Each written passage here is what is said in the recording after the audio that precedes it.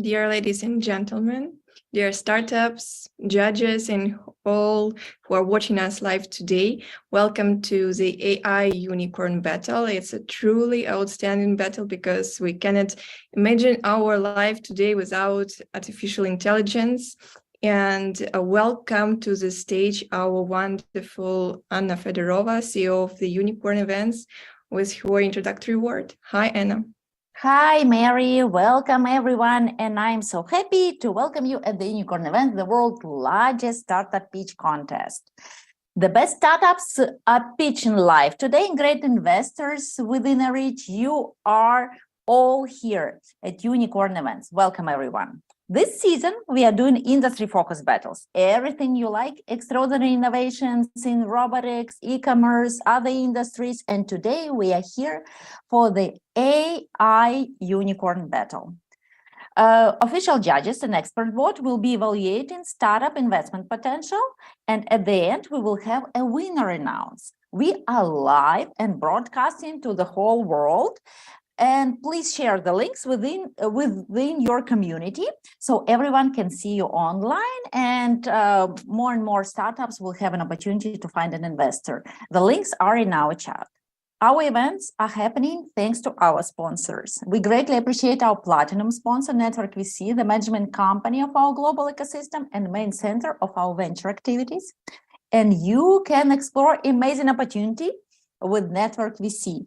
If you're doing or want to do a venture business, please scan this QR code, and Network VC is just the place to do it. Thanks to our golden sponsor, Silicon Valley Syndicate Club. Accredited investor, this message is for you. If you want to invest into the startups that win our unicorn battles together with other VCs and business angels, scan this QR code or go to our event page and join us to participate in great deals. And our silver sponsor, Startup Inc. An investor onboarding and management platform. Thank you very, very much. Please scan this QR code and explore the opportunity to get an access to exclusive deals worldwide. We are scanning the whole planet to bring you extraordinary innovations from all over the world. Only the best ones make it to Unicorn Battles. The winner of today's online Unicorn Battle will participate in the Unicorn Cup Finals on the March 16th. Mark this date in the calendar. It will be a grand happening with the VCs, prominent startups in the audience. Everyone will be here. So please come, contact us to get your tickets, and please join us for this grand happening. Unicorn.Events is an open competition where successful startups pitch for private investors, corporations, and venture funds. We are the world's largest startup pitch competition by geography and the number of the events held already. We shed a light on the best startups since 2009 and do our events on a regular basis all over the world, online, offline, hybrid events, anything. Join us to see the best solutions and meet great personalities. We are proud to be leading a great community of startups with extraordinary innovations, of top VCs with lots and lots of money under management, and business angels. And we don't stand in the middle and just love when investors find great deals right here. That is why our numbers are so impressive. We only ask you to remember about us and shoot our venture fund a note, for it is most likely to join the deal. Sign up to our LinkedIn and YouTube community to be sure not to miss out any unicorns. One of our unfair advantages is a great network of our partners all over the world. Our partners do unicorn pitches with us. That is state, country, or city pitch event for local startups to give them better chances to meet top VCs from all over the world. If you're leading a startup community and we haven't been introduced yet, please contact me directly and we will do business together. We are open to explore synergies to help startups and investors to play a more significant role in a global ecosystem. So join our partners network that reached last year 1 million users. That is very, very great, and we are looking for you here. So welcome once again to the AI Unicorn Battle, the battle that we all love. And welcome our wonderful host, Mary, who will be doing this magic in the event today. Mary, please tell us what do you have for us today? Thank you. First of all, let's greet our fans who are supporting us. And next slide. And please welcome our partners, our media partners who spread the word about the Unicorn events today. With us, ITK Media, Silicon Valley in your pocket, AI Startup Incubator, Luck Telegraph, Grid Daily, Reciprocity ROI, GSD Venture Studios, Prepare for VC, Meet Enterprise Forum. Thank you for your support. And dear guests, if you would like to be our partner, please contact anyone from our team, and we will be very, very happy to welcome you to our community. And now let's proceed to the introduction of our official judges. Anna, please be so kind to do this. With pleasure, Mary. We have different categories of judges. Every category evaluates investment potential of a startup, but from their own perspective of view. Business angels vote separately, but their vote is aggregated as a group. Then expert board consisting of VCs, representatives of the accelerators, corporation representatives. They also vote separately and their vote aggregated as a group. And our official judges vote also one by one. And then we have a group vote from official judges. Official judges represent not only some entity, but also some big community, country community, and that play an important role in startup and VC within where they are. So I would love to start with Alexander Soroka, represented our global ecosystem Network VC. Alexander's partner and CEO at Network VC. Hello, Alexander. Hello, Anna. Hello, everybody. Glad to be here today and waiting for good pitches, really. Usually we invest in late seed round A, but sometimes in seed round as well. We invest like 700K usually per startup, no more than $1 million. And we are, in fact, industry agnostic, but we don't invest in hardware too much.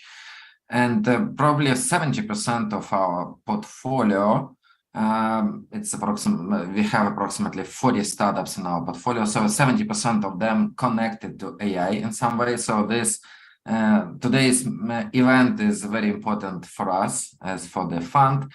So thank you very much, and waiting for pitches. And yes, we do too, Alexander.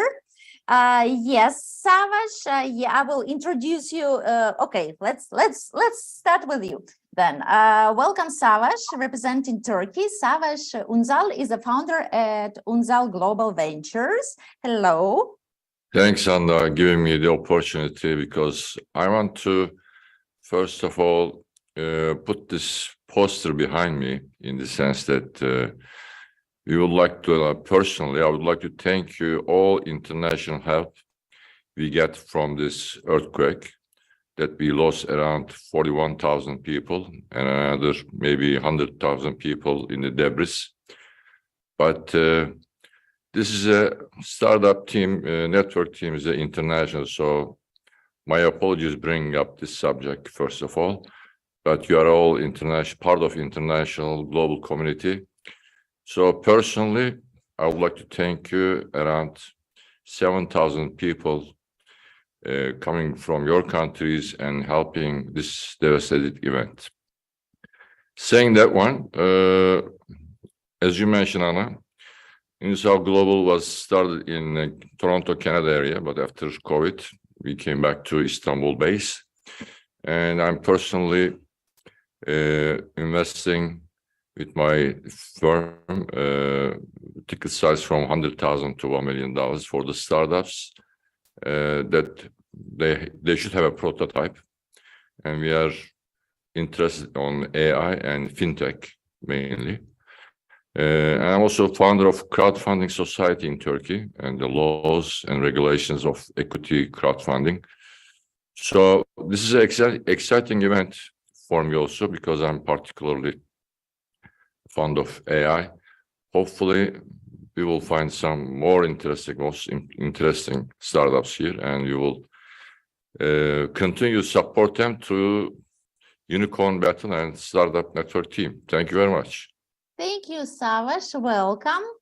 And please let me introduce Kelly Luo, representing Canada. Kelly is a founder and investor at Mans International. Hi, Kelly. Hi, Anna. Thank you, Alex, Anna, and Maria for inviting me. And nice to see you all here and fellow judges. Hello, everyone. My name is Kelly Lo, founder and investor of Mans International based in Toronto, Canada. We're interested in B2B tech companies in the manufacturing, smart living, and healthcare sectors. For the past 7 years, we have 12 successful exits related to AI field. So our average check size is up to $1 million, and good luck to all the participants. Thank you, Anna. Thank you, Kelly, so much for coming. And it's my pleasure to introduce John Evans from representing Midland, China. John is a general manager of Samel Ventures. Hello, John. Thank you, Anna. And thanks again for the invitation to be here tonight. Hopefully I've got a good stable internet connection tonight. Fingers crossed. Anyways, good morning to everyone. It is also morning here in Suzhou, China, as it is in San Francisco, although it's Friday morning and not Thursday morning here. Just as background, I spent my early days in investment banking and then moved into academia.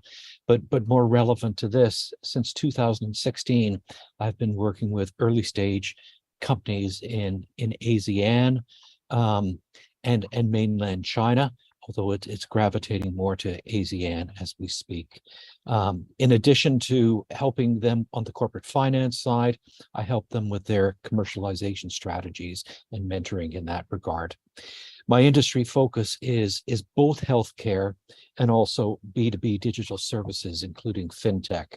So I'm very interested to hear the pitches today. Thank you. Wonderful. Welcome, John. Hope you enjoy the event. And please welcome Aldo Shenoni from wonderful Peru. Aldo is a founder and CEO of Palgo Peru. Hello, Aldo. Hi, hello. Thank you very much for the invitation. I'm very happy to stay here and to see all these familiar faces from the organizers and the judges. We here in the southern part of South America, we invest in initial stage and startups and also seed stage. Industry agnostic, but mostly oriented to fintech, AI, and any disruptive technology. Looking for opportunities to expand here in all those startups in South America. Good luck to all of you. Thank you, Aldo, so much. And welcome Michal Lasocki from wonderful Poland. Michal is a venture partner at EC Ventures. Hello, Michal. Hello, everyone. Nice to meet you.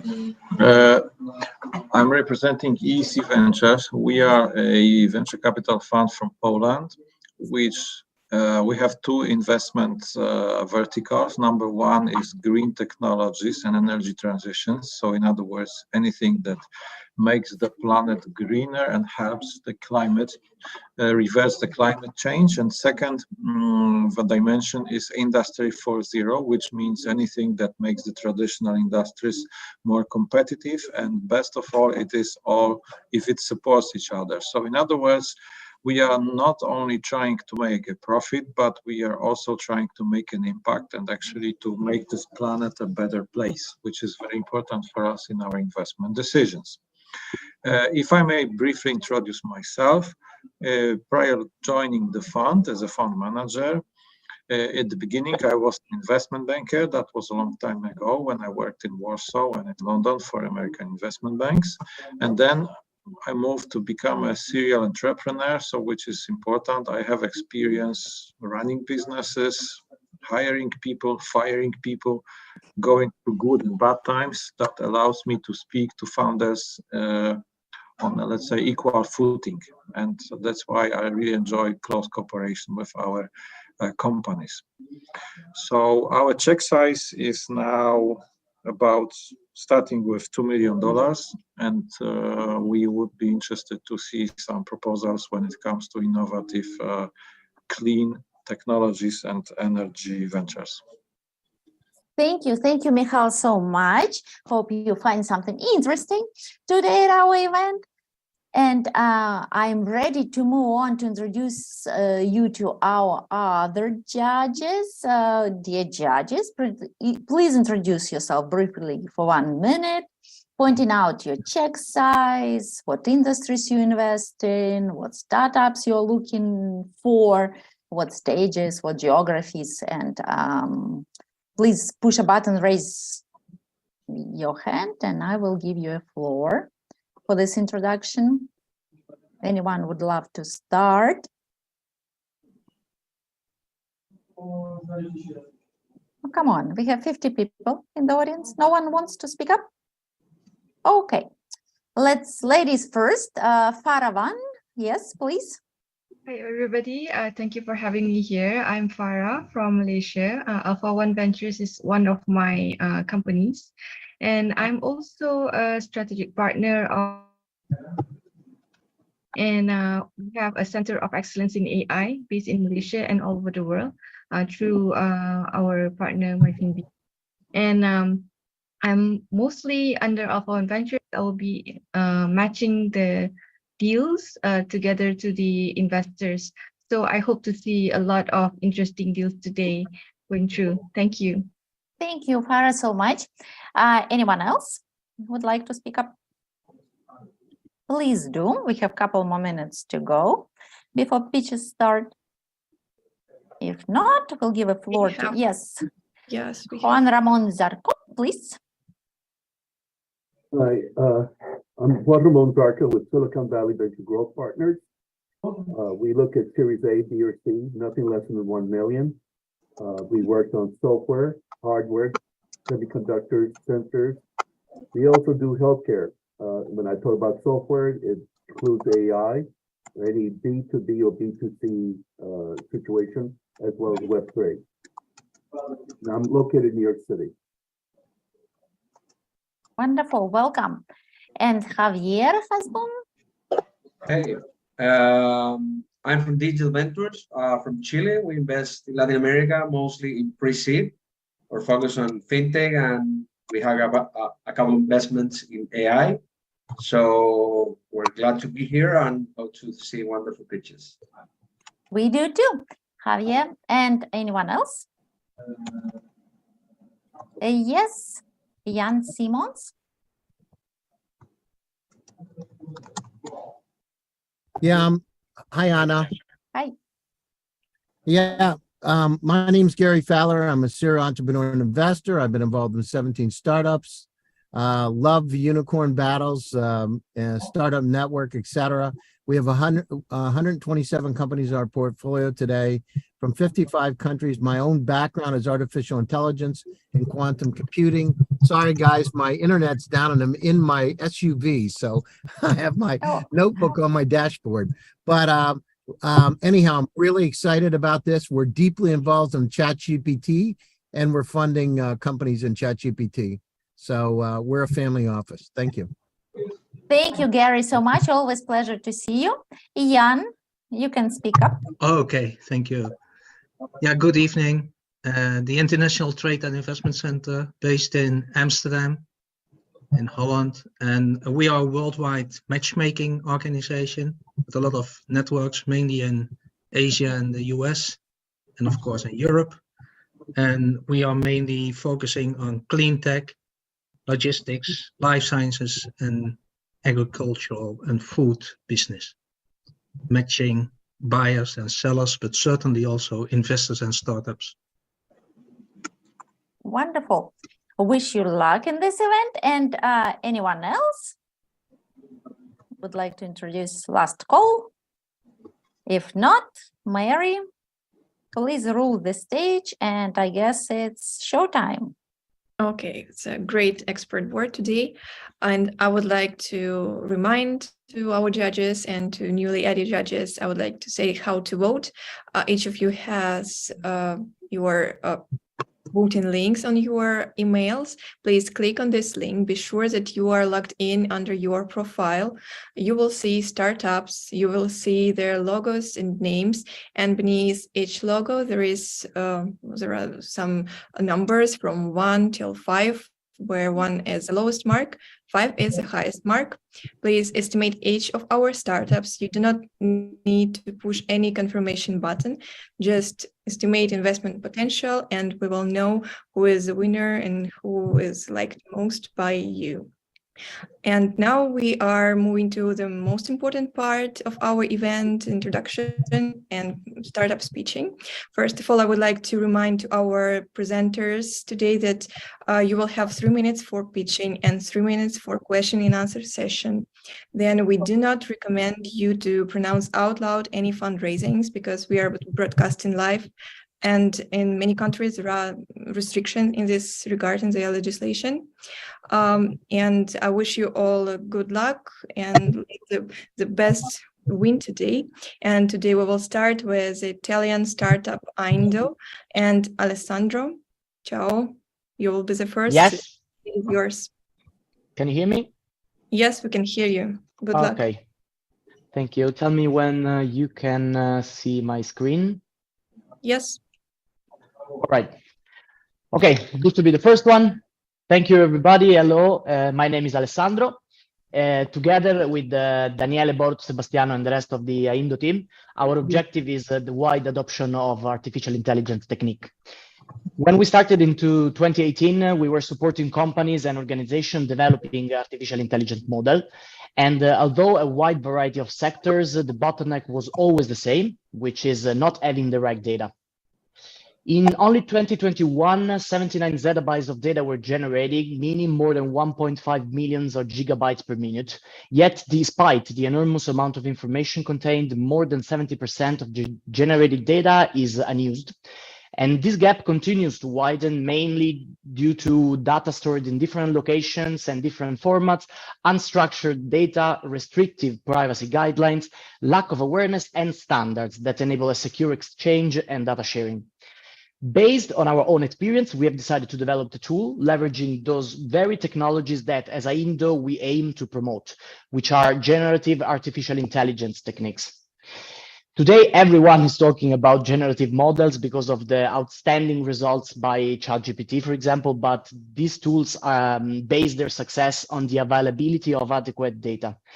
And what we have developed is based on synthetic data generated by a proprietary model, which is a blend of generative adversarial network and variational autoencoder. Basically, synthetic data are fake data, which contains the same useful information of the source real data, but are free from any sensitive information and do not carry any re-identification risks. On top of that, they can be used also to eliminate biases and for data augmentation, which makes them even more reliable than real data. Gartner itself estimates that 90% of all data used in AI will be synthetic data by 2030. But this is not all. In fact, the Aindo synthetic data platform consists of 5 modules: an acquire one to connect to the most used DB, a structure model, which is used for obtaining the needed tabular data ready to use, a secure module, which is powered by the synthetic data generation, the explore module for having an intuitive data analysis, and finally, the transact module to ensure secure and easy data exchange. Our platform is delivered in a modular way in a form of software as a service, and it can be installed on premise on customer machines so that the real data never has to leave the data owner space. But it is also a multi-cloud solution, allowing for data as a service business model, which can scale with the complexity and the amount of data. Although the benefits unlocked by the platform are generally shared in every domain, we currently focus on healthcare and finance because the added value is the greatest. Thanks to our passion and to the customer and investor we have believed in us so far, Aindo has grown fast, and we are now 20-strong team with experience ranging from computer science to business, including legal aspect, and which shares the passion for AI. So we're grateful to be here today, as this means that we are rowing in the right direction and keeping true to our mission, which is and will be to be some AI champions. So thank you, everybody, for the support. Ready for questions.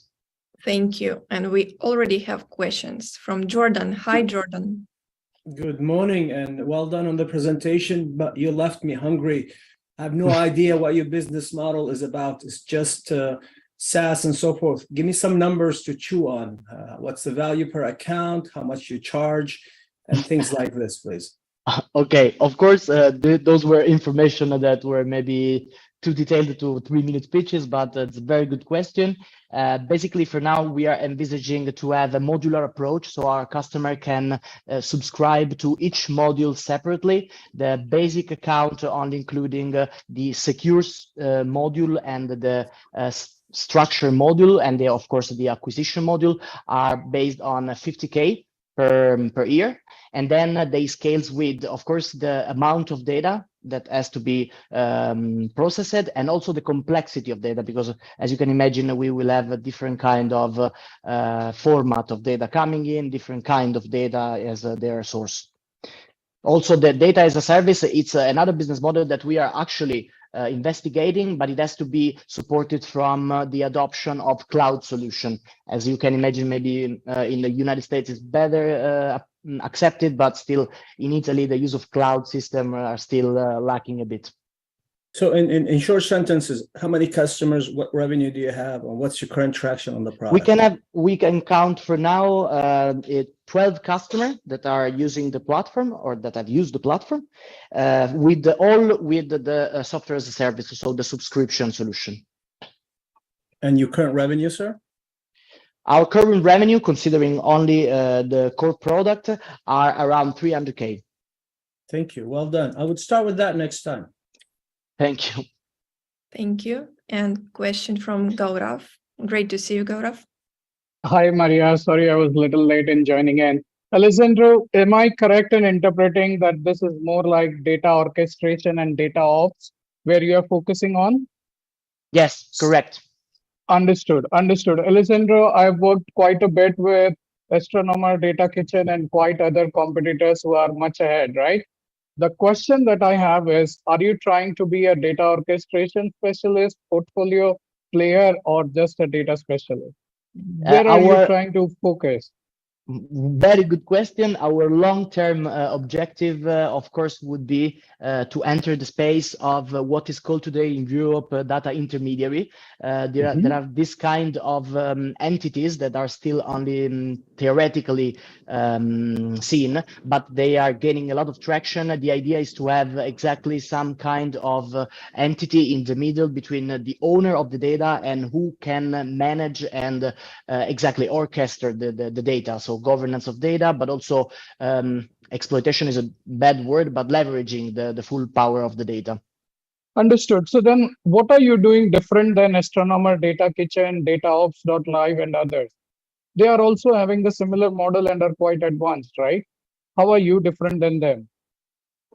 Basically, we based ourselves on the secure module. We are focusing and making and pivoting everything on the synthetic data generation, because this allows to work also with sensitive data, but in a secure and respecting way within the GDPR regulation, which in Europe is something that is a must to do. So this is of course, our key differentiator that allows to leverage and to value all kinds of data. Thank you. Thank you. Thank you for the presentation. For questions, Gary, excuse me, but we are out of time. Please feel free to use our chat for the questions to our founders. Thank you very much. We are moving to the startup staple, the winner of the Unicorn pitches in European FinTech at QIC. And Ben is from Singapore. So good night to you, Ben. Yeah, thank you. Good morning, good afternoon, good evening, everybody. My name is Ben. I am the CEO and co-founder of Staple. We are a Singapore-based AI company focusing on intelligent document processing, data capture, and data reconciliation. Before I talk about what we do, let me talk a little bit about why we do what we do. We help organizations with their automation and transformation journeys. Unfortunately, automation isn't possible unless you have an essential ingredient, which is structured data. And you can get structured data when you're dealing with internal processes. You can set the rules by which data is sent, exchanged, and received. You may use an SQL database or something similar, but as soon as you start dealing with external parties, customers, vendors, counterparties, etc., those rules all go out the window. They are exchanging data with you in unpredictable file types, formats, layouts, styles, maybe even unpredictable languages as well. And this is the problem that we set out to solve. Essentially, our platform helps to ingest any document type, and I mean document in the broadest possible sense: PDFs, photographs, scans, Excel files, Word documents, whatever format of document you may receive as a business, we ingest it, we standardize it, and we structure that data for automation purposes. We can do this in over 100 languages, 105 actually today. We also have the capability to intelligently reconcile these data points 10 documents at a time. We don't just do one document at once. We offer this capability through our suite of APIs and also through our user interface. For example, a non-confidential document in Japanese, the AI identifies data points regardless of the language and extracts it on the left. If necessary, we can do this translation in real time and then reconcile this document across a number of different other sources instantly. We also do tabular data, recognizing that not all documents are free-floating text. I am one of the co-founders. I'm a lawyer and accountant by background, having experienced this problem myself in industry. My co-founder is a PhD computer scientist with expertise in machine learning and quantum computing. I'm also joined by a CRO who was previously COO at SAP Concur in Asia. We are backed by 19 other FTEs across Asia and supporting global operations. We focus primarily on the enterprise market, being financial services companies and supply chain heavy organizations with very document heavy or data intensive workflows. And a sample of some of these companies that we're working with today are here on screen. I can't tell you everyone's name, but we are working with a number of tier 1 and tier 2 banks and insurance companies, as well as Fortune 500 companies and tech unicorns across the world. In fact, we have users today in around 32 to 33 different countries, representative on most continents. To give you an idea of the flexibility of our solution, every blue box on this page is actually a use case that is live with a customer today. So this is just a snapshot of our versatility, and it's precisely why large organizations like to work with us, rather than using a different tool for every single different document-based activity that they deal with in their organization. Some banks have used us for one use case and expanded it to up to 15 different use cases across departments. We are looking to have discussions in terms of customer opportunities, partnerships, and potential investment, and happy to get in touch. Thank you for your presentation. And we have first question from Alexander. Do you have any traction as for today? Sorry, could you repeat that? Do you have any traction as for today? Yes. So last 12 months revenue was just over 700K. Okay, great. Thank you. Thank you. And question from John. Can you tell us a little bit about the competitive environment for your service? Are there any direct competitors? And if there are, how does their offering compare to yours? Sure. I mean, there are several competitors in this space. There's a lot of traditional OCR, optical character recognition companies in the market. They are template-based or rule-based, meaning that you would need to configure a rule or a template to handle every variation of document. We don't do that. We are model-based, so we could handle every variation of a particular type of document, regardless of how it looks, regardless of the style, the layout, the language. This makes us much more versatile. There are some companies also that have a similar approach, probably not exactly the same technology stack, but in terms of the language support, there are very few competitors that we have in Asia or globally that have support for so many languages. And part of why we can do that is because we have very rich data sets from very, very large user bases and customers that transact on a truly global basis. So we're able to access these training data sets. Our typical customer operates in at least 5 different countries, and we get exposure to those data sets accordingly. Just a quick follow-up on the commercialization side. So are you focused on Asia, Southeast Asia, in terms of your actual existing business, or are you expanding into other regions? Yeah, we are primarily focused on Asia, and we have been as a matter of our geographical location.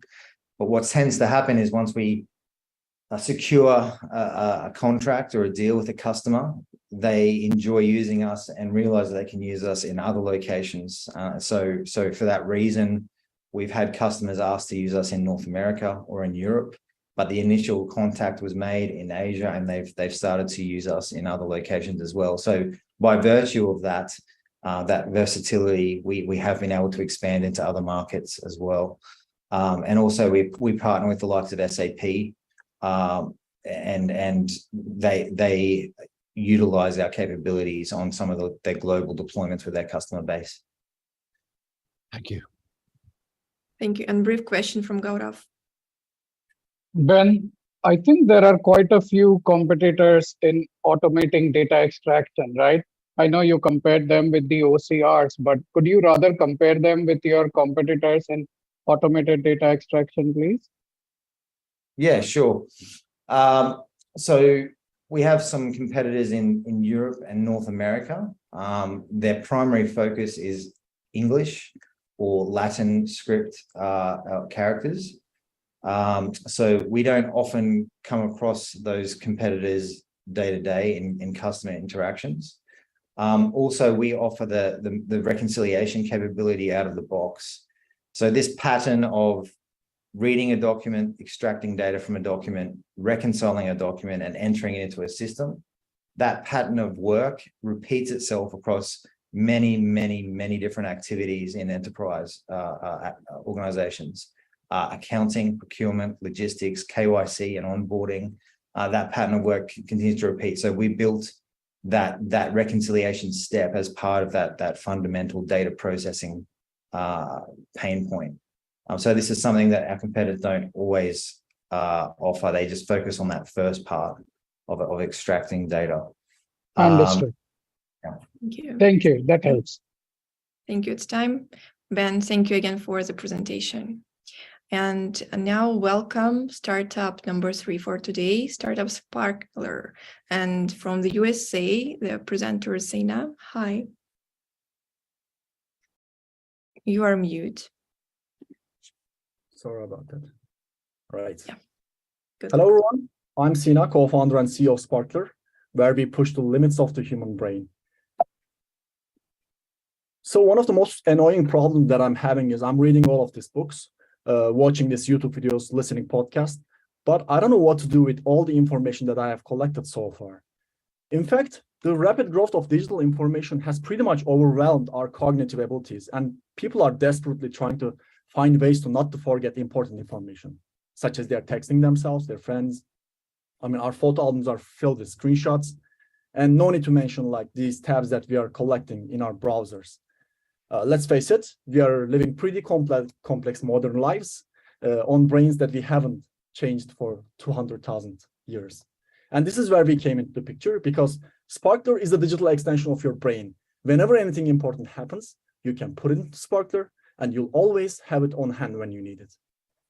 Sparkler helps you connect and organize your information along with events, topics, and people, whether it's a tweet or a Slack message or just a piece of information your friend has just told you. And at the end of the day, you have your own personal internet at your disposal with all the content that you have collected so far. We use AI to automatically categorize this information while you're capturing, and we are faster than anything on the market. And Sparkler has intelligent reading recommendations. I mean, you don't need to think about what to learn next. And we have made information sharing easier than ever. Sparkler allows you to create groups and broadcast lists so you can share your knowledge far and wide. We have estimated 215 potential customers, and we are aiming to achieve $128 million in 5 years. As you may guess, Sparkler is a freemium model where we give core features for free and charge for the premium features. And this is a task force behind this amazing product. My co-founder, Shema, was a head of growth in a unicorn company where she generated 65 million revenue single-handedly in 2 years. And Yusuf is our technical genius. He has experience in banking industry for 10 years. He knows how to build scalable and like secure systems. And I myself have been a startup founder. Like this is my third startup. And I have been working on this knowledge management frameworks for years. And yeah, we founded Sparkler in February 2022, and the upcoming 2 months, we have closed our pre-seed, and we have built our MVP, and more than 3,000 users has signed up for our early access. And for this year, we want to scale the team, further develop the product, and want to have a big marketing push because we want to launch our beta publicly at the end of 30 seconds. 2023. And we believe that there has been never been a better time for building such a company because like after COVID-19, like the information consumption raised more than 30%. And AI, like there's an AI breakthrough, like new things impossible, especially consumer environments. Yeah, and that's it for now. I mean, I'll be happy to answer your questions. And if you're interested in any way, feel free to get in contact with me. Thank you. Great, thank you, Zina. And judges, please raise your hands if you have questions to Zina, to his startup. Savas, you are mute. Please unmute yourself.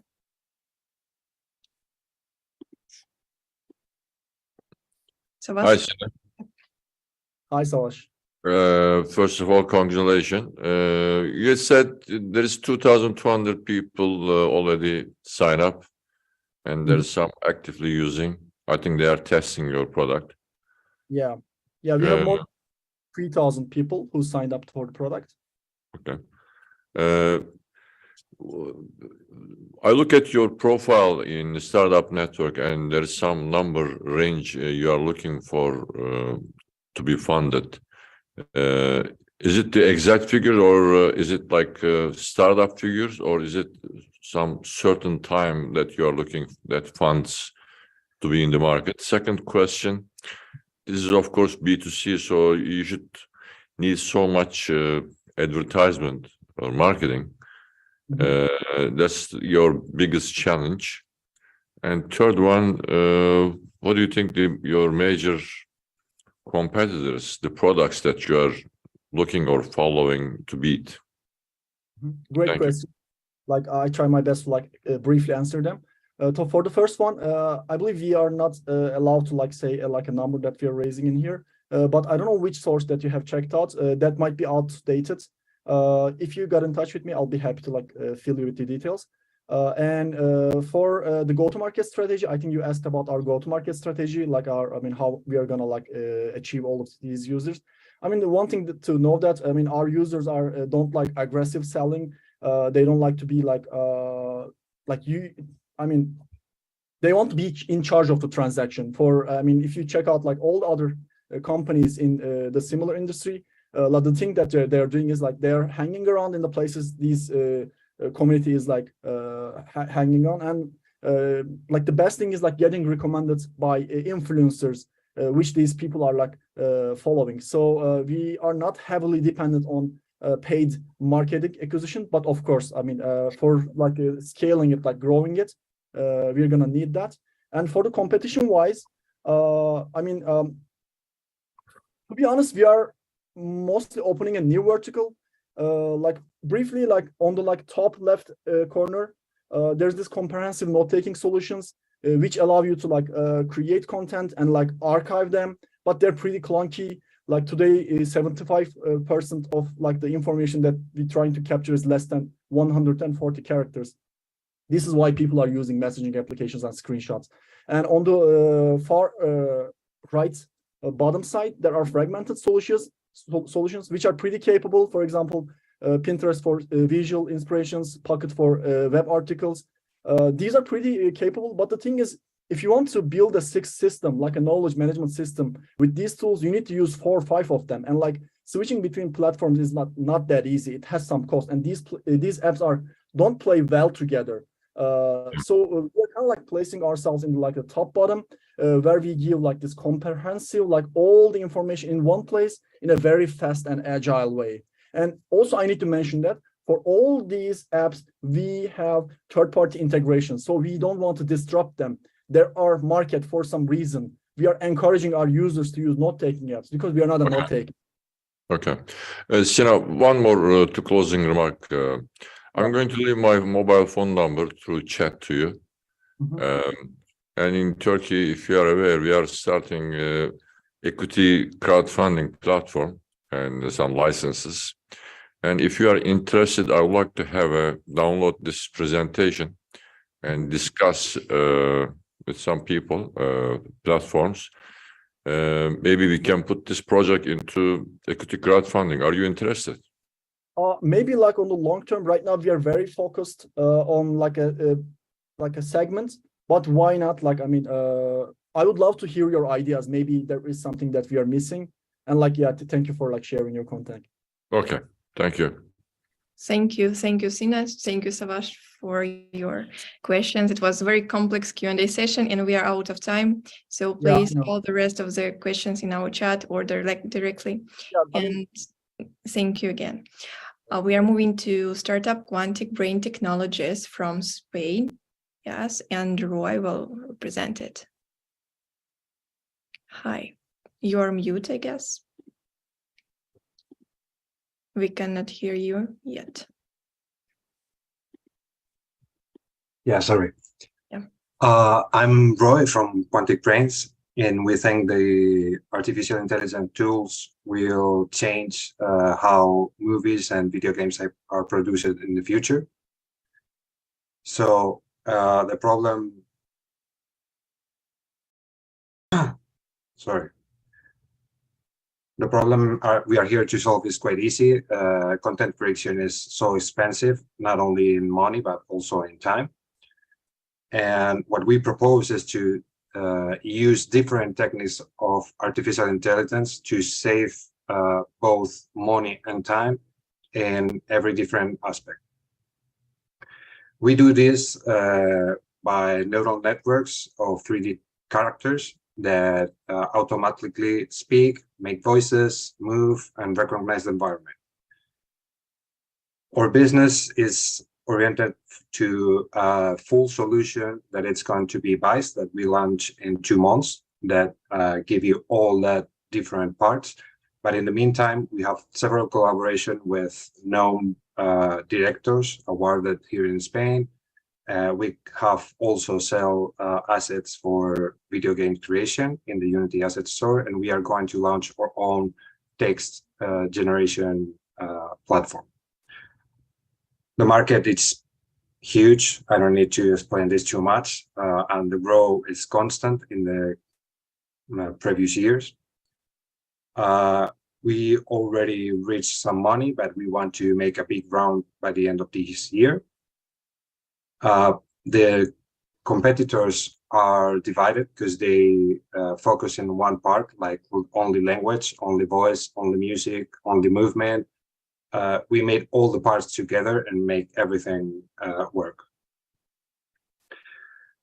The 3 founders are Manuel, Julio, and I. Manuel is professor at the University of NLP and Artificial Intelligence, more than 20 years of experience. Julio is CEO and CFO in the audiovisual industry for more than 20 years also. He goes with some companies to stock market and things like that. And I have more than 15 years in games and extended reality applications. So that's it. I'm ready for questions. Great, thank you. Thank you. Dear judges, do you have questions? Let us know, what do you think? Okay, Jordan, the stage is yours. Thank you for this. I'm a little unsure about your song. Over how many years was that? We have been developing this for almost 2 years now. No, sir. No, sir. I'm asking you about the serviceable obtainable market of $21 million. Yeah. yeah, if you look at it in context of the rest of it, doesn't seem like you're moving at a fast enough pace. Is this over a couple of years, 5 years? What does that look like? We are getting there in 2026. We go to 17. That's our provision. Okay, maybe we'll talk offline. The numbers aren't adding up in my mind, but thank you. Great. I'm not the expert in the. One of my partners is the CFO, and probably can answer. If you want another meeting later or whatever, it can be perfect. No, we'll talk offline, but you're the CEO. This is yours, man. CFO, Great. CTO, they're all backing you up, but this is your gig. But thank you. Thank you. I will talk offline. Yes. Great. Yes, great. And any other questions? Please feel free to ask. Okay, if there are no questions, so thank you, Roy, again for the presentation. We wish you good luck. And we are proceeding with startup Active Chat from Ukraine, and Andrew will represent it. Hi guys, please let me know if you can see my screen. Yes, we can see your screen. Amazing. I'm Andrew from Active Chat, and I would love to talk about the future contact center that we managed to build. We cannot see you, your image. Your camera is switched, I guess. Okay, if you need it, okay. You're welcome. Yes, Hi. sure. Thank you. So basically, everyone is speaking about ChatGPT right now, and it was mentioned a couple of times during today's event. It's smashing the headlines around the world, and the technology is really amazing. I'm a huge fan of it, but there is a big problem with this technology when you try to apply it to a specific knowledge domain. And you can see an example in this screenshot. When I asked ChatGPT, why should I lubricate the oxygen cylinder valve with oil? It responded that all kinds of stuff. Yes, it's important to ensure that the valve operates smoothly and correctly, blah, blah. But it didn't say a word about that this situation can be plain dangerous. If you didn't know, it will cause an instant explosion of an oxygen cylinder. And basically, all these large language models that are such a big noise in media today, they are designed to fail when applied on specific knowledge in very narrow domains. And the reason for this is the sheer amount of data used to train this, to train and build this model. When you fine-tune these models with specific knowledge domain, like many contact centers do, this specific knowledge is being saturated by all other textual data that these models possess. So instead of this, we take a completely different approach. We develop a technology that allows us to use zero redundant data and 100% of specific knowledge provided by our customers. We use a combination of transfer learning with future learning. Basically, we use the same approach that OpenAI does, but only in smaller data sets, and we do it much more efficiently. In plain words, in simple words, we transform knowledge into conversations. We can take all kinds of documents, websites, PDF documents, sets of document files, and so on. And we can transform this into a reasonable conversation that can happen between a human and this machine learning model. Compared to ChatGPT, you can see some data here. We are 95% accurate after the fine-tuning. And the fine-tuning cost is zero for us. We managed to build a technology that is extremely cheap to run. It doesn't require huge computing powers like OpenAI's technology does.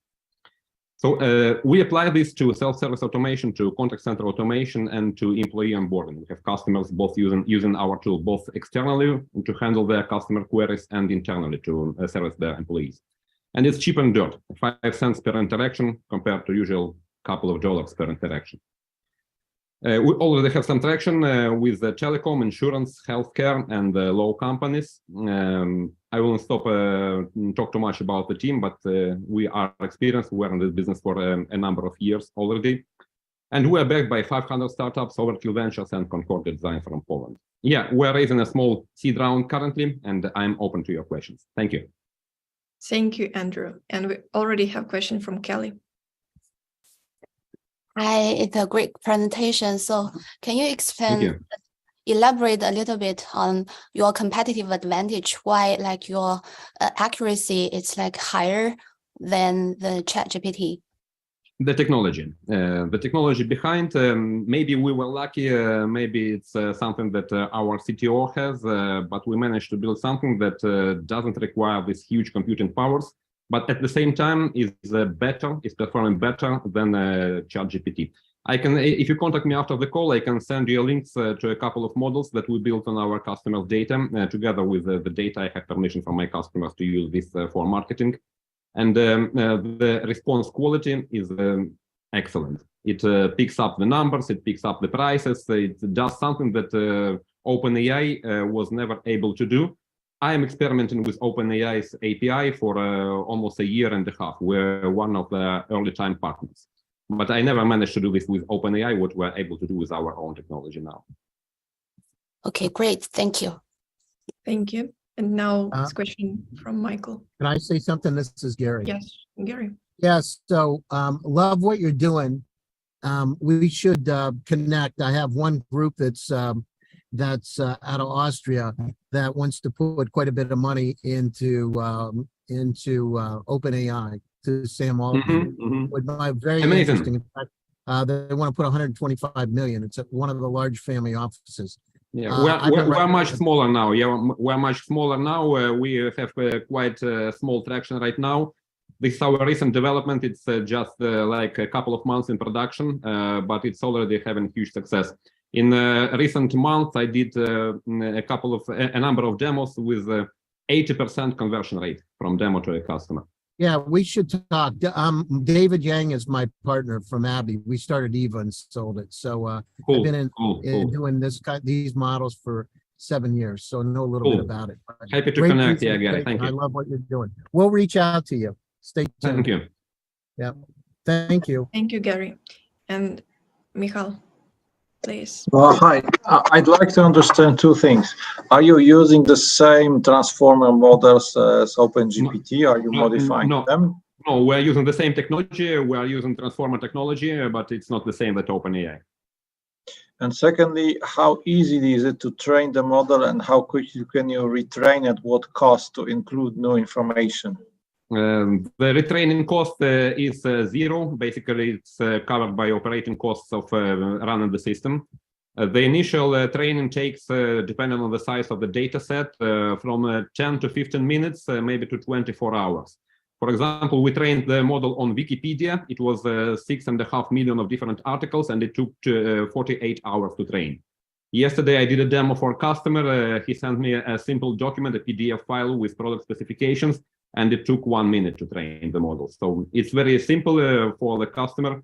I don't have a screenshot from our interface. I can share it in the email later. They just upload the knowledge. They click the button, train the model. In like half an hour, they get an email. Your model is ready. You can talk to it.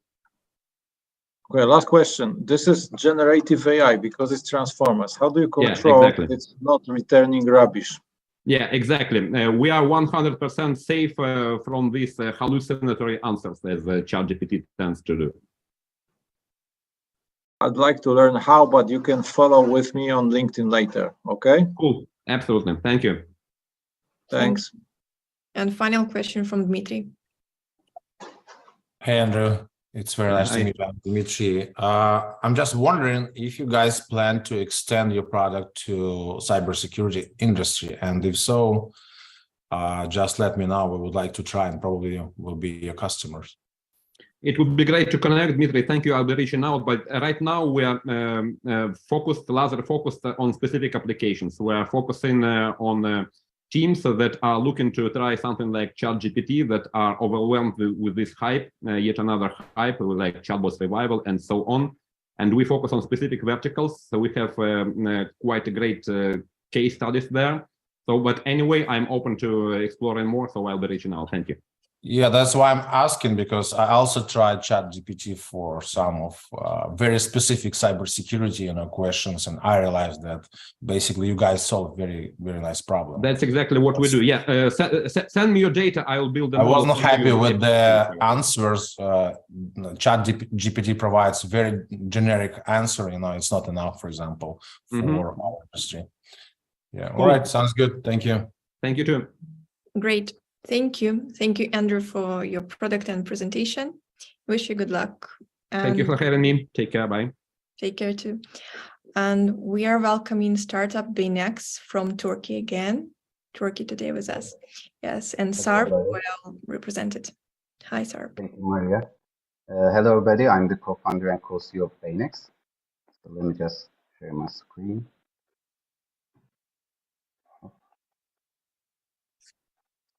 So it's full screen, right? Yes. Please start. Thank you. So Baynex is a cognitive well-being app developed for optimizing brain health span and reducing dementia risks with lifestyle suggestions and gamification. To start with, cognitive health defines how well you can think, learn, and remember, but it is affected by various factors, but fortunately, all of them are actually modifiable risk factors. So 1 in 9 US citizens above the age of 45 actually experiences measurable cognitive decline. And usually when it's not handled in timely manner, this cognitive decline results in dementia. Every year, 10 million new dementia cases emerge worldwide, but again, fortunately, 40% of it could be prevented by just optimizing these risk factors. So we need to act fast to develop this digital vaccine. To do this, we need to sense cognitive decline at an early stage and address the dementia risk factors in a continuous and holistic approach. Due to the insufficiency in these areas, dementia has become the second leading cause of death in high-income countries. To do this, we offer our users a continuous cognitive program where initially we place our new user into a predefined cluster through detailed profiling. From there, we track their life activities and also measure the impacts of our suggestions on their cognitive well-being through gamified cognitive assessment tests.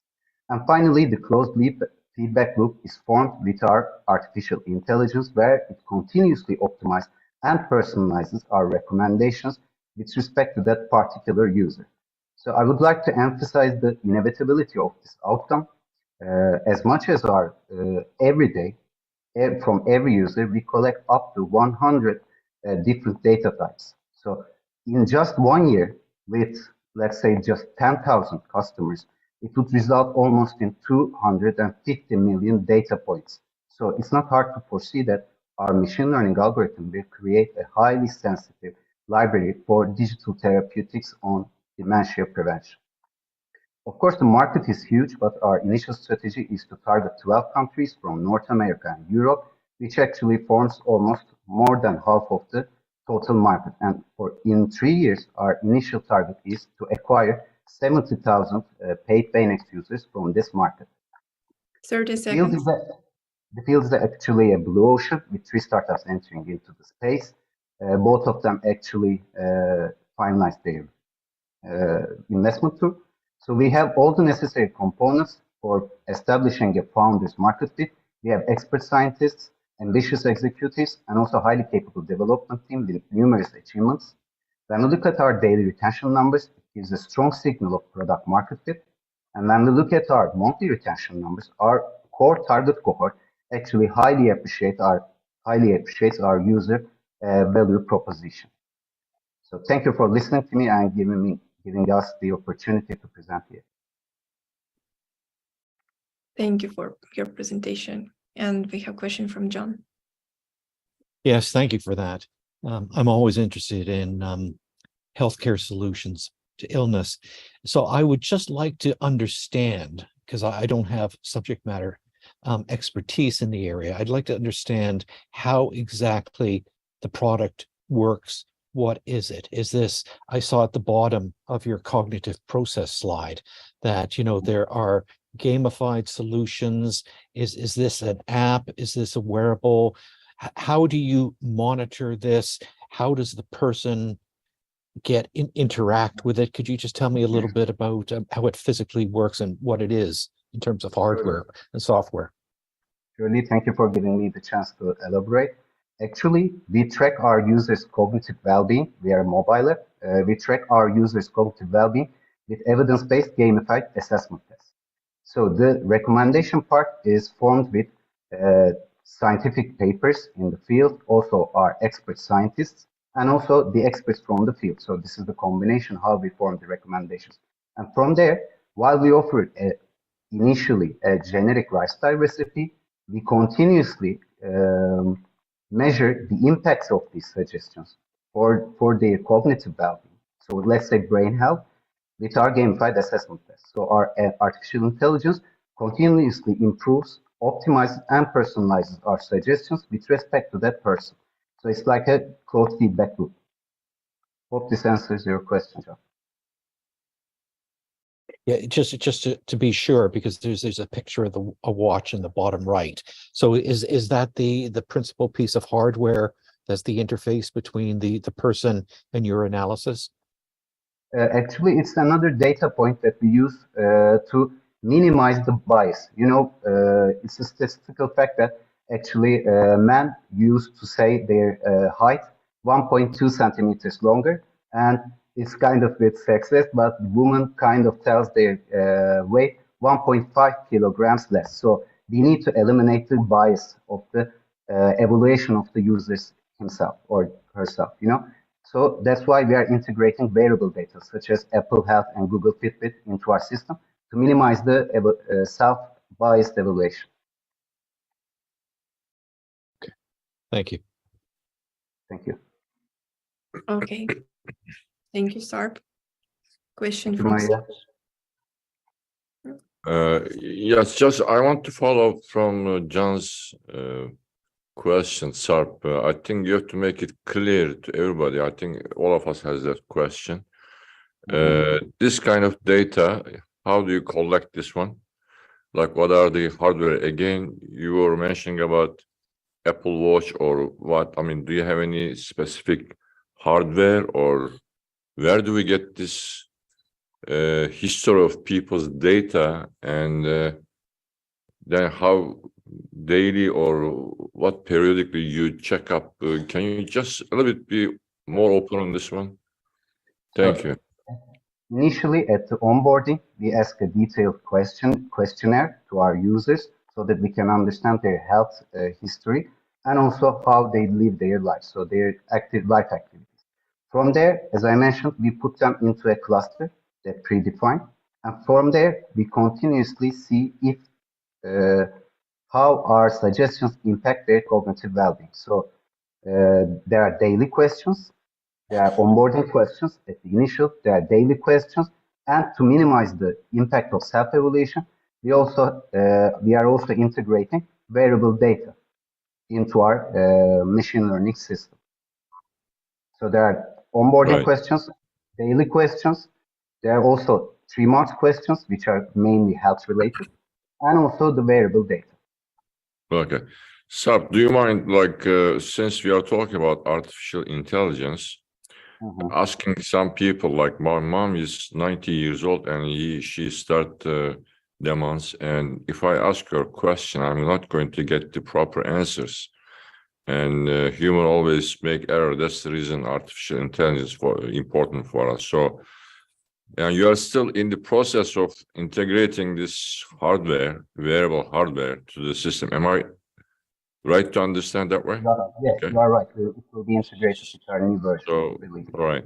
What I'm getting into, like, this is not the final product, I believe, in the sense that my point of view, that you have to put something that's going to get this informative data, artificial intelligence wise, and based on maybe doctors' first initial feedback, this is going to develop through some of the hardware and make it in every day much progress or much improved.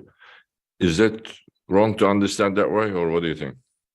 I would just change the customer cohort, let's say, because what you refer to is kind of a past the threshold, you know, for us. We are not offering digital therapeutic services for sick people. It is for prevention, so it's before to that. As you mentioned, it's common that it would be, you know, the data we gathered from such users would be unreliable. You are right. So we are aiming for a younger generation, so between the white cost. Of course, it's a 3-minute presentation, so it's hard to talk about the ICP. Maybe after this, we can talk about our target customer cohorts. All right, Sarp, I'm going to leave my mobile phone to connect to you. I don't want to take so much time. So I appreciate if you can get back to me, we can discuss further. Thank you. Thank you. Thank you. Unfortunately, the time is running up. And I wish you good luck, Sarp. And we are moving to startup number 7 today, startup from Croatia, called LNAV. And Hrvoje will Hi, represent. Maria. Am I pronounced correctly? Yes, you do. Yeah. The stage is yours. Okay, let me just. Okay, so my name is Hrvoje, and I'm from Croatia, and we develop system to improve the safety of ships. To enter the port, the ship must go to hands steering. The maritime pilot embarks the ship, and steering is conducted by a helmsman via verbal helm orders. In that instance, the automatic course monitoring is not available anymore. The most apparent problem is that nothing prevents a helmsman from putting the rudder over the wrong way. As a lesser known fact, the final nail in the coffin of Costa Concordia was the wrong helm 22 seconds before the impact. Also, the monitoring helm orders for misinterpretations and the wrong execution requires a lot of attention, and which reduces situational awareness. We are preventing this with artificial intelligence that conducts monitoring helm orders with different kind of monitoring, and we using special developed beamforming microphone, and we have different kind of orders. One to check the chords, and yeah, okay, this went wrong. Why we using this? Why this speech recognition are important? Because the development of speech recognition technology promised a revolution at the transportation technology with the different kinds of our market are 53,000 large ships that sail on the seas and 4,000 navigational simulators. Apart from the other competition, it's developing differently. So their focus is on the corporate focus, and everything is different from ours focus, which we is focused on helm order monitoring. So far, with the help with the European Institute for Innovation Technology, we developed a prototype. With the Fraunhofer Institute from Germany, developed the automatic speech recognition and a custom-made microphone. We recently received a grant from the Republic of Croatia Ministry, and also we received investment from the private angel investor from the USA. And also there is, we applied for the patent and also the trademark, which is approved. 30 seconds. 30 seconds. Also, so our pre-money valuation is 4 billion. So we are looking for investment through the SAFE and also on a discount of 20%. This is the team from the different fields of expertise. So this is the first technological solution to the problem of insufficient monitoring of helm orders between helmsman and pilot or navigator on board ships. This is all. Thank you. Thank you for the presentation. And please, we are here to listen to the question. First is from John Evans. Thank you. 2 quick questions. The first one relating to your slide on pricing. I think it was slide 16.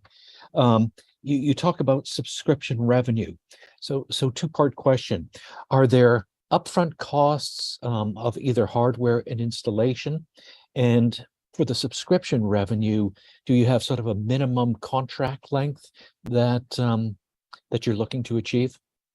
So this is the B2B business, right? Yeah. So we will offer so far in the maritime industry, it usually goes the old way. So do you buy product, you have the guarantee for 2 or 3 years, and that's it. And we also plan to offer the subscription model, which will guarantee you that as long as something new is developed in the speech recognition technology, we will supply or even change the product that we give you for free.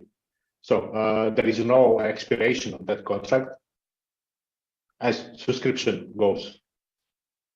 Okay. And my Yeah. second question is going back to your slide on competitors. And you've highlighted how, you know, you have ticks across 4 boxes and the 3 competitors on that slide don't. Yes. But for those 4 competitors below you, do they have any other advantages in their offering that you don't have, that doesn't appear on this slide?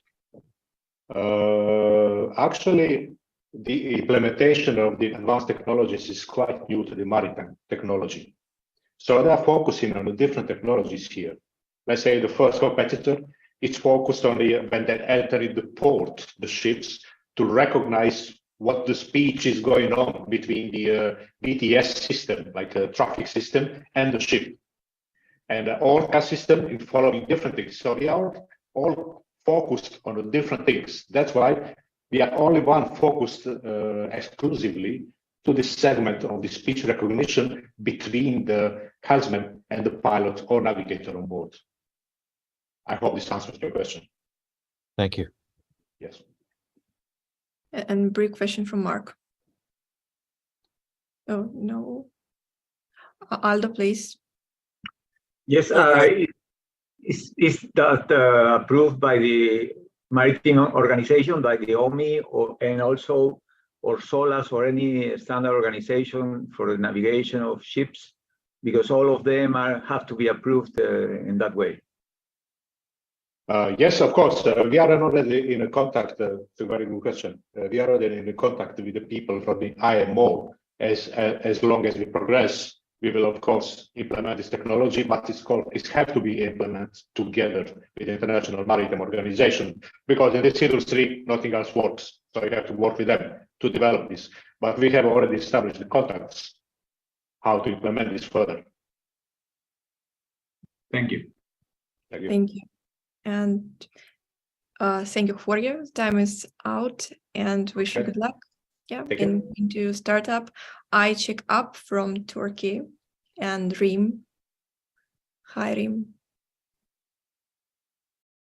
Hello, everyone. Yeah, I'm ready. Yes, please start. iCheckup is early diagnosis system for preventing vision loss.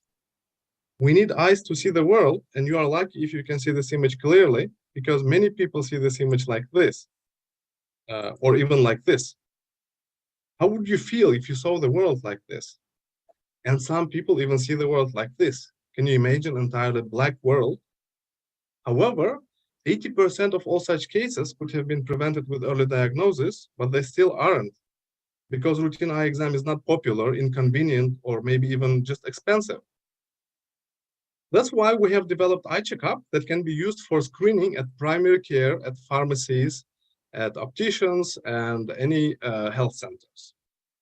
We take image of retina, analyze it using artificial intelligence. If everything is okay, we say, come back in 12 months. And if any pathology is detected, we say, there's a risk and go visit ophthalmologist for treatment. And it's perfect timing for iCheckup because 14 different countries are starting AI-based retina screening programs. And there is reimbursement in the United States. They are paying $53 per exam in the United States already. And 2 of our top competitors in the United States have received over 200 millions just in the last year. iCheckup has best-in-class accuracy and specificity and sensitivity, as you can see. We can diagnose 5 diseases already. We are waiting for CE approval in a couple of months, and FDA approval is already in process. We can offer visualization and also OCT device support and support multiple different fundus cameras. Our previous successful startup, New Vision Fundus, is being used by over 600 retina specialists in the United States and Europe. We have 3 resellers. You can see some of the happy users for the New Vision Fundus in the United States, Canada, Mexico, Turkey, and so on. Our founding team has best-in-class experts in software, ophthalmology, and ophthalmic equipment. Our advisory board has the world top 10 retinal surgeon, AI experts, and business development manager. We have a very young and vibrant team that can do anything, and we are working to explore new opportunities. We have completed clinical trial, received investments, and are about to finalize our regulatory approval. Total accessible market looks good, and we are planning to achieve 13 million in the United States and UK in a couple of years. We have received grants, investments, became finalists in many challenges, and received sponsorships. We started participating in international trade shows while we are waiting for approval in London, Munich, and also we started installing pilots in government and private hospitals. And now we are open for a new seed round. Thank you for your time. Thank you for your presentation and great solution. Question from Jules. Hi, cool solution. I think I get a similar test every year when I go see my eye doctor, so you caught my attention. You talked about having it done in like Walmart pharmacy. I assume CVS would be another big operator in the US. Is this going to be a self-administered test, or is there going to have to be somebody on staff that has expertise in ophthalmology? Somebody has to do it, some pre-trained technician, but the training is very simple. And this can be done as a part of other series of standard ophthalmic tests. Thank you. Thank you. And John, please. Okay, this may seem a little bit of an aside, but I always like to look at the commercialization and marketing side of any business. The name of your company, Eye Checkup, it's perfectly descriptive of what you do. But then other people would say that developing a unique brand and the name as part of that brand is really important. Do you think this is the best name to develop a brand and take your business forward? That's a difficult question to answer. We have done lots of thought. The good thing is this cannot be, this is not a very popular word, so it cannot be registered as a brand, but it's self-descriptive. Okay. Fair enough. Thank you, Savaş.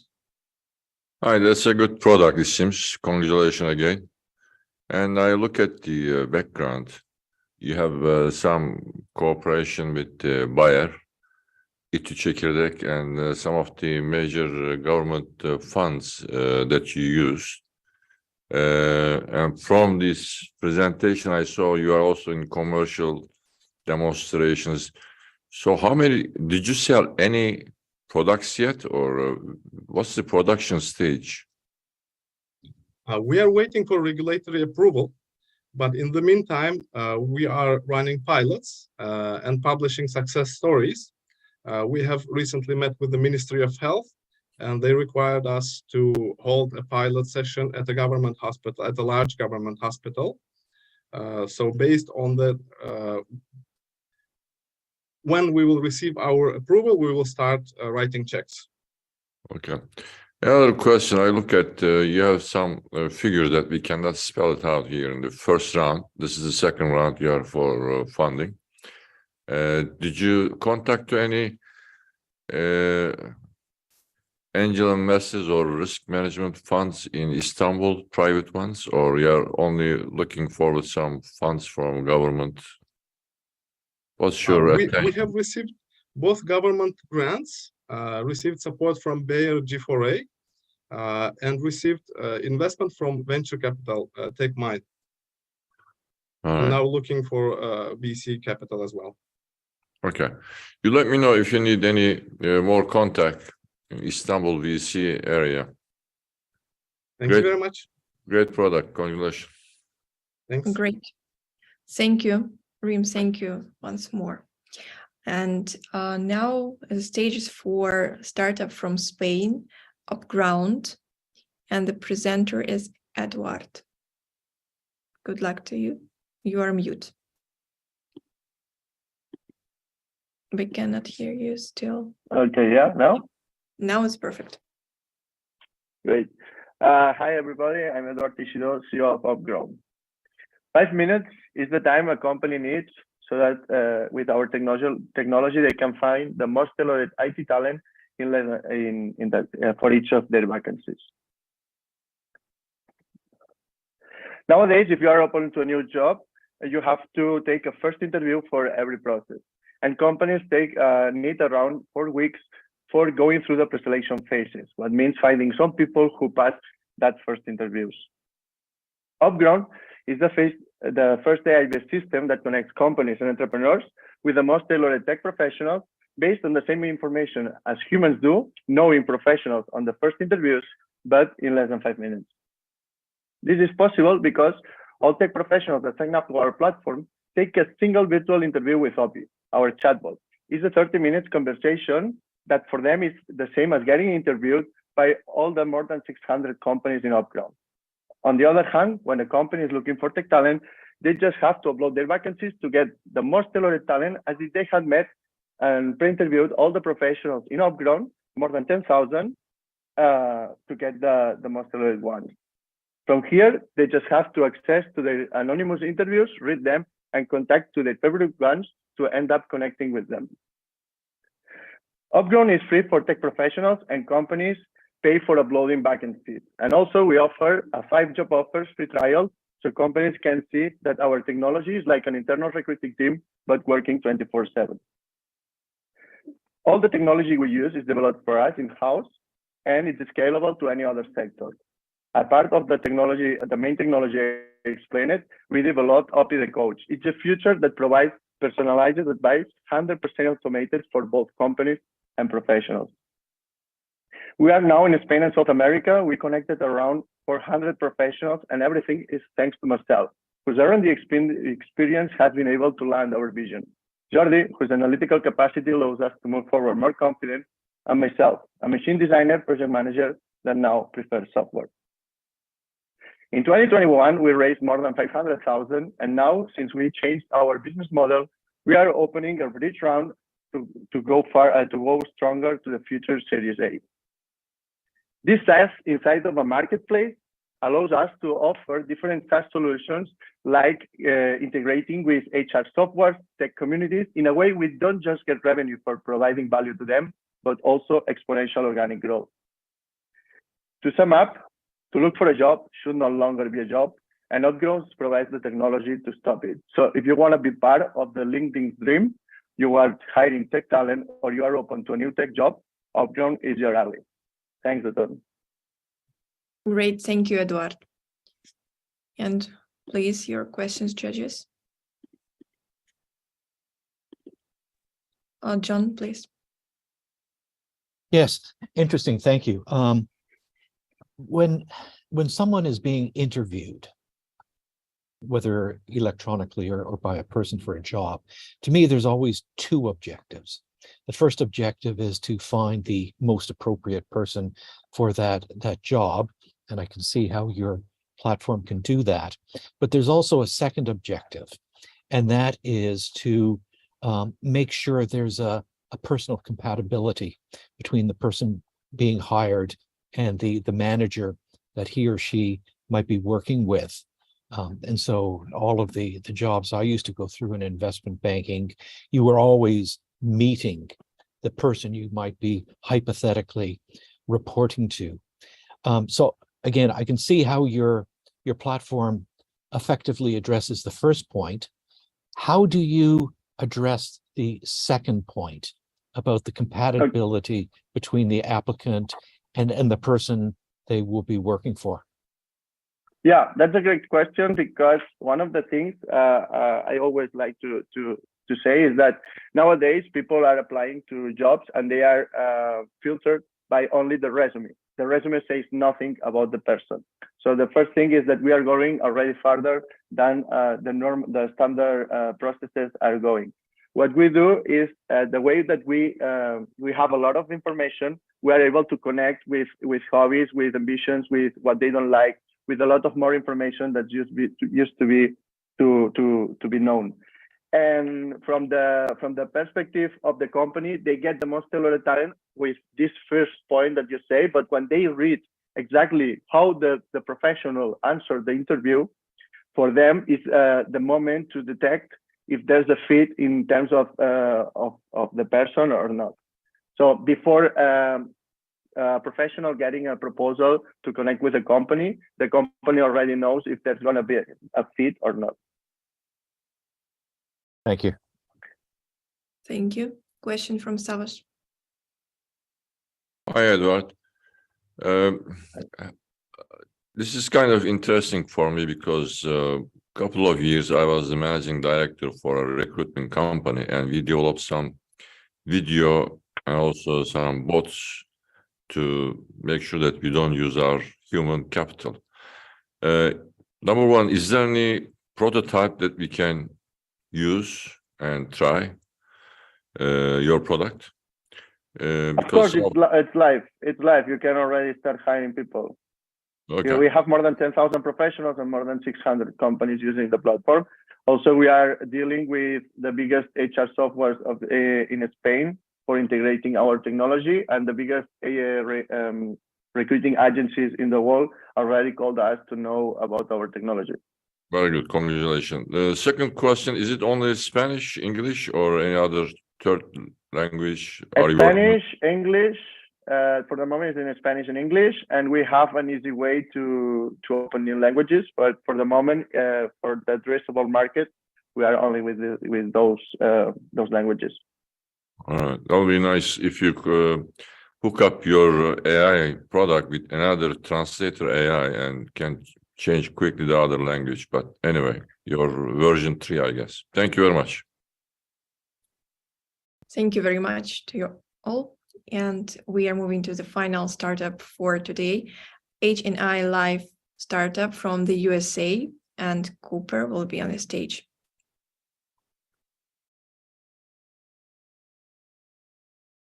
You are muted. Sorry about that. I can get right to the point here. Manufacturing, we make some awesome products, but this process to do so, it collectively takes very complex and analytical efforts as a team and with machines to get what you want.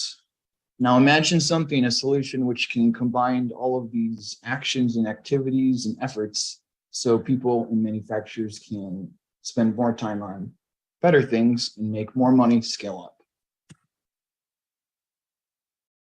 So the problem is we need to streamline manufacturing processes for overall site efficiency and profitability.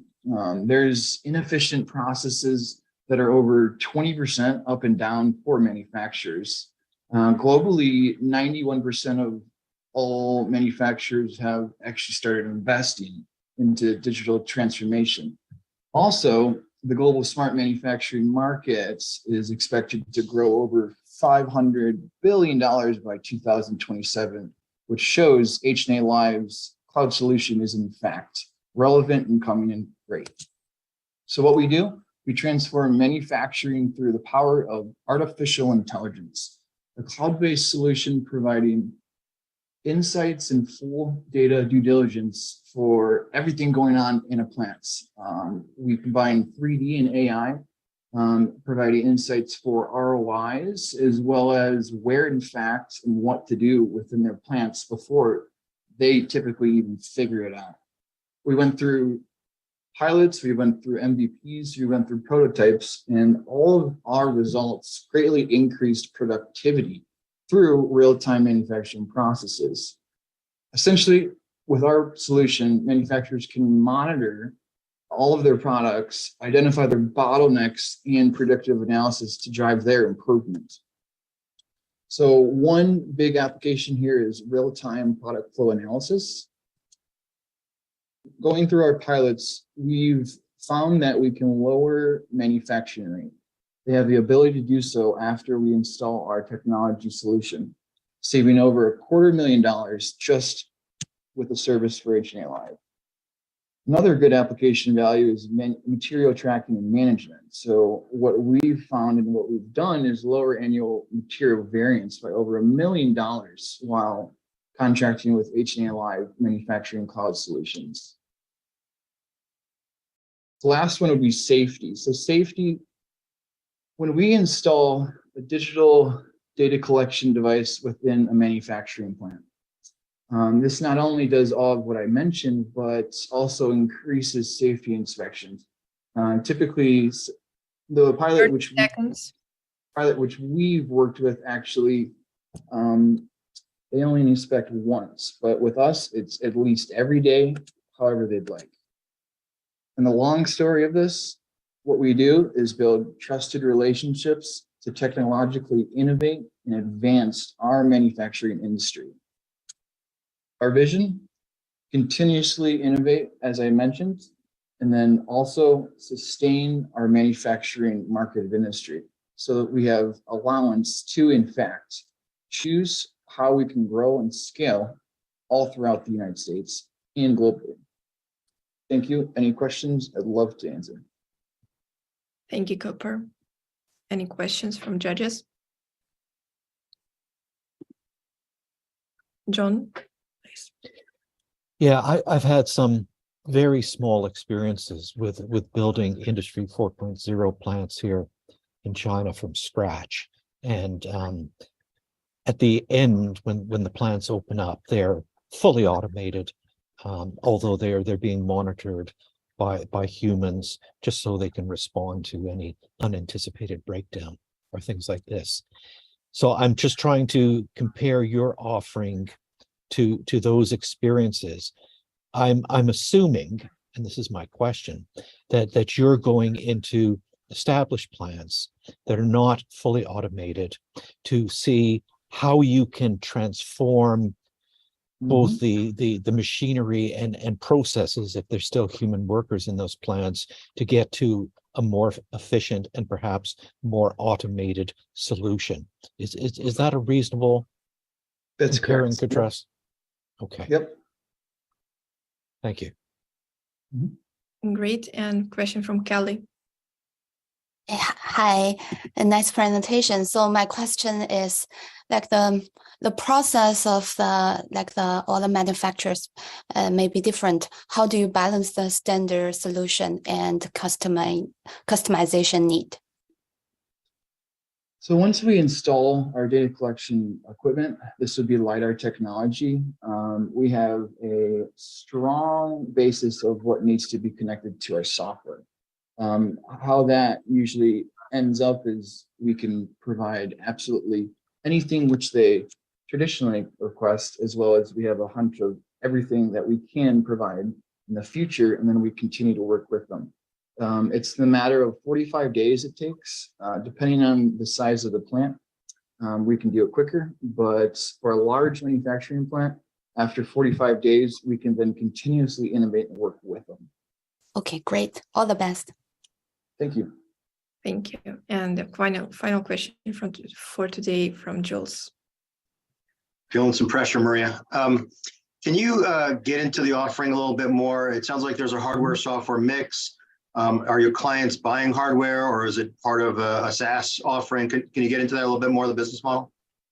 Yep. So the hardware is what we bring to them.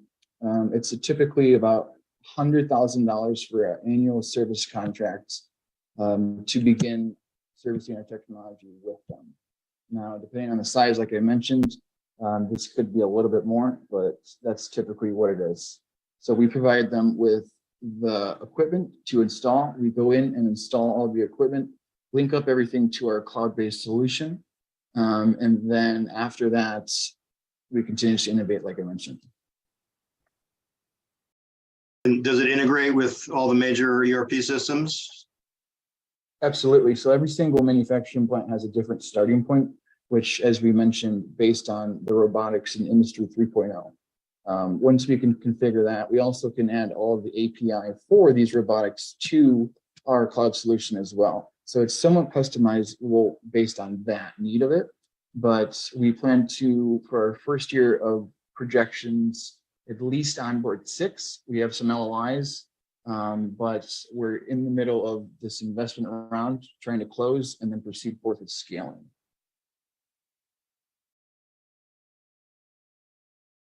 Okay. Thank you, Cooper. Thank you for your presentation. And we are closing our pitching session and getting to know the results and your conclusion.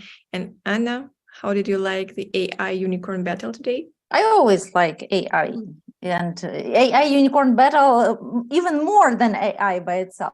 Thank you, Mary. Great startups, wonderful pitches, and we are heading on to the final accord of our great event. We have a new voting system. Hope everything goes well with it. You can see cards of the startups that you're supposed to vote for. Please make sure you voted for all the startups. In less than a minute, I will be closing the vote. You see, stop voting. I have this special button made for me. And no votes can be accepted after that. And our algorithm needs you to vote for every startup, so everything will be calculated correctly. You will see how business angels voted, how expert board voted, how our official judges voted, and then we'll have aggregated vote of all the judges, and we have the final winner. Okay, well, I am talking, I hope you had checked that you voted for all the startups. Made sure that startups you like to have 5, and startups you don't like have less than 5. And I will switch on the music. Then the music means the end of voting. So you have 20 seconds to go.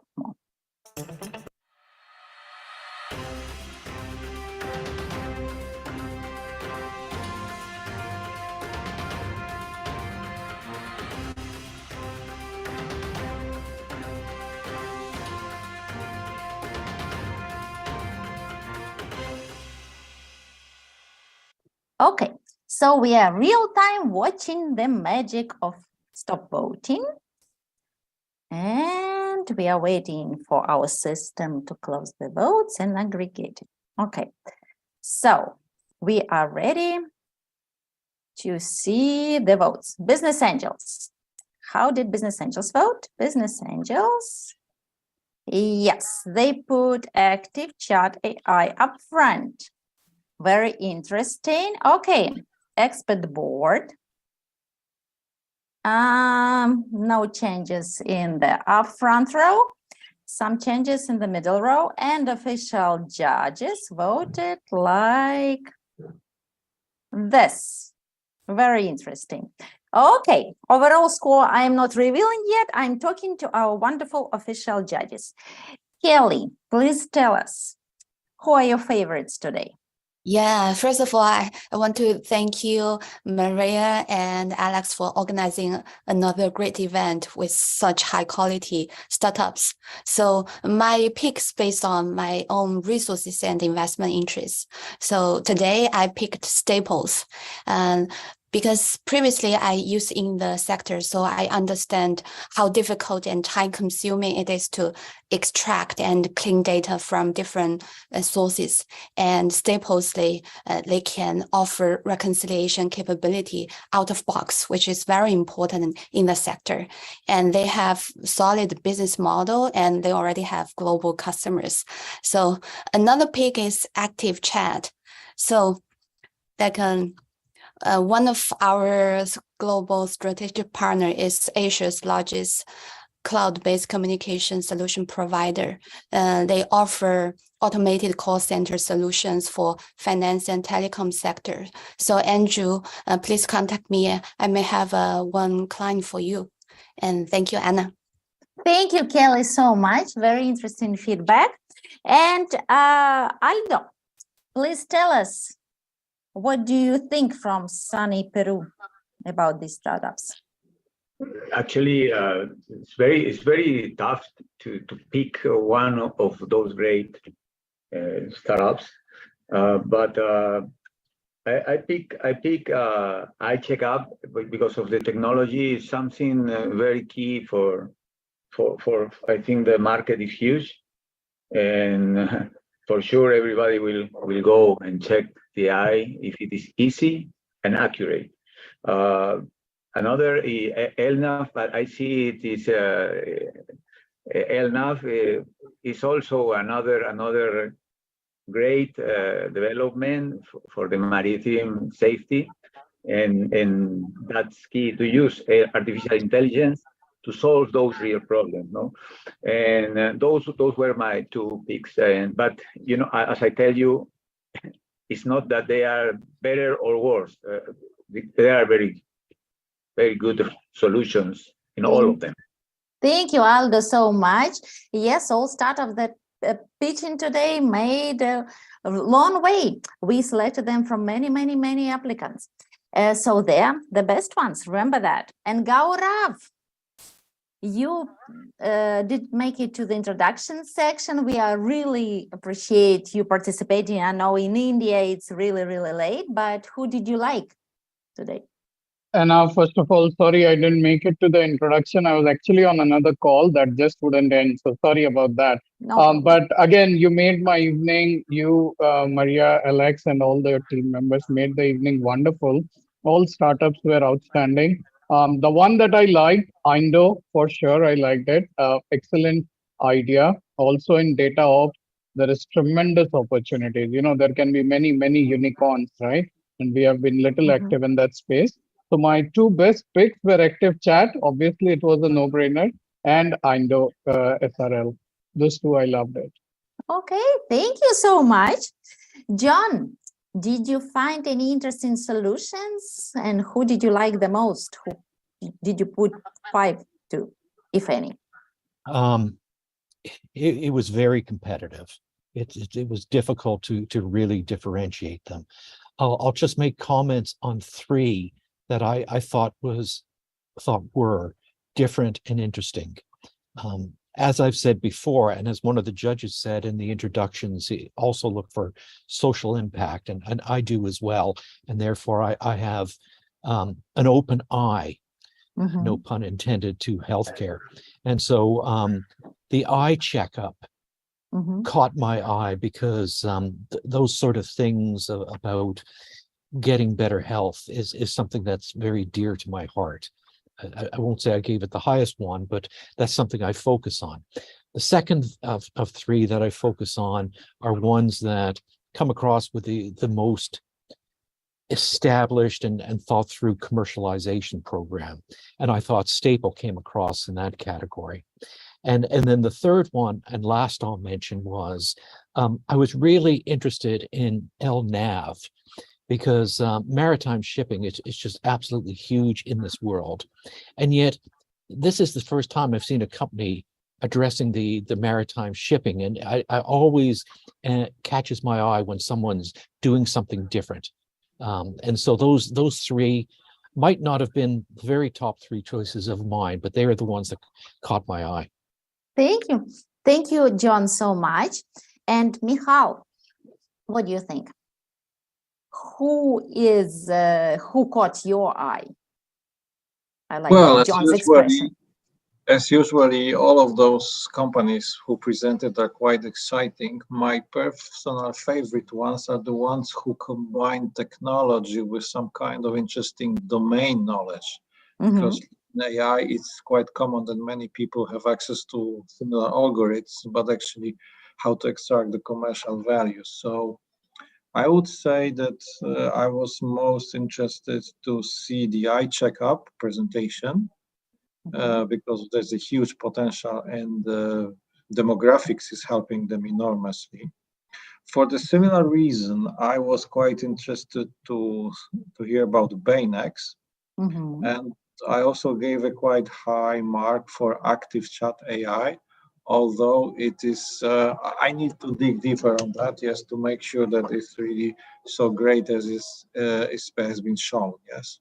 Yeah, I understand 3 minutes pitching, it's not enough, but to get interested and follow up later, yeah, that's always worth. Thank you, Michal, so much. Savash, have you found any interesting solutions, and who are your favorites today?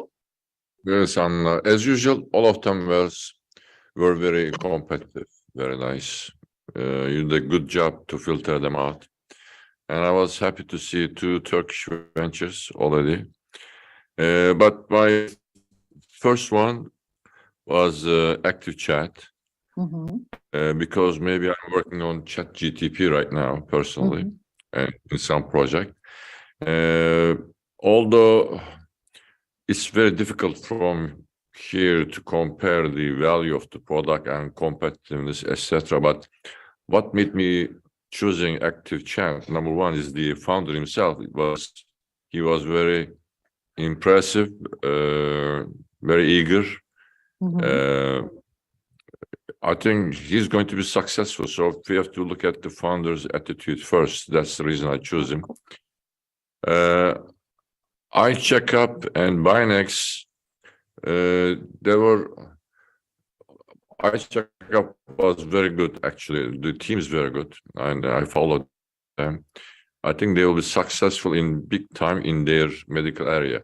But I also appreciate Binex because it's a small group. Although I ask some of the questions, they give me a kind of feeling that they are not 100% ready. But I like the area that they focus on, and if they do some development on the product, it's very nice to early adoption and early funding them, because they might come up very successful. So Wonderful. That's my 3. Thank you, Savar, so much for this feedback. Alexander, what do you think? Maybe we should not give to human the right to decide who the winner. Maybe AI is our choice. Probably next time we'll create an algorithm that will do it in a very smart way. But today, all pitches were interested for me, and I really like them. But we are judges, and we need to make our maybe biased but decisions about the startups.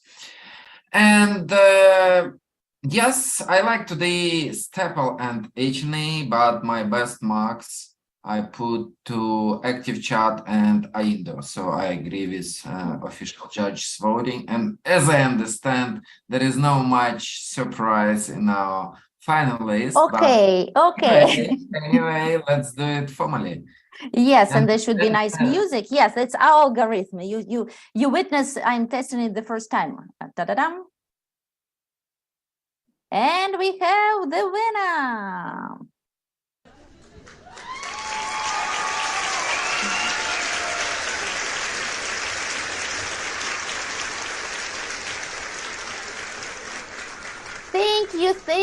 Thank you so much. You can go to our event page and see yourself all the scores for all the startups and who voted how. And Active Chat, you're the winner. Get ready for the World Cup finals. It will be on the 16th of March. You'll meet the winners of all other industries. But right now, please speak up to the whole world. Mary, do we have the Active Chat still with us? I can see Andrew with us. I think he left a message saying that he has another presentation or something. Okay, very busy guy. Okay, yes, I can understand that. Thank you. If anyone wants to speak up, please use this opportunity. There are a couple more minutes to go, and then we will be closing our event, and I will see you all on next Thursday. And what will be on next Thursday? Good question, Alexander. It will be NFT, crypto. Yes, we had NFT, crypto and blockchain. Also very interesting. Very good. Yes, please come next Thursday. We have Lydia will be leading this event, and we have some very interesting solutions.